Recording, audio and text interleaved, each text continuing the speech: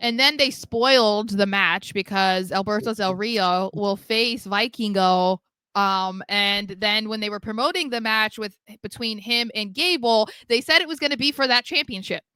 So I will say, as crazy as this is, and normally I would be like, okay, WWE, really? Like, you're spoiling a match, you're giving this away.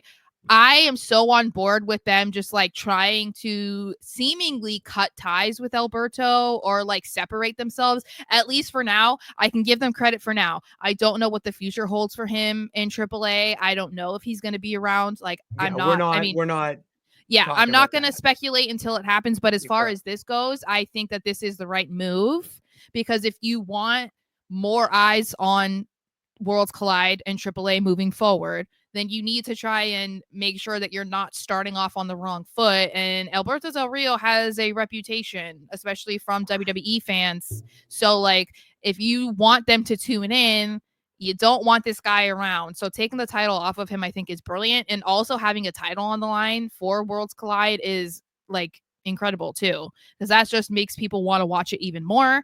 And it makes it feel like it actually means something, that it's Yeah, not like just kind of like, oh, it's the debut of AAA and all these luchadors and that's all I care about. It's like, no, there's actual reason to want to watch it beyond the incredible wrestling.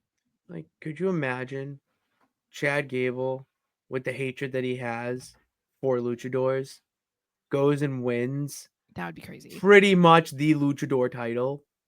Like that, like the possibility there makes you want to watch, and the fact that you did spoil this for Alberto Del Rio. I mean, for God's sakes, everyone was saying if he was even going to be part of the partnership when it was announced during WrestleMania week. Yeah. Like he brings a very not so good past with him. Yeah. So in the way WWE operates right now, they are not just a wrestling company. Okay, Well, they it's are also a very global mirrored with the presence. lawsuit. So, because he was That's the accused thing. of Like, some similar things. oh no, but that's what I mean. Like, a wrestling promotion company could probably sweep it under the rug, and he could still work and yada yada yada. Politics that I don't Yeah. understand.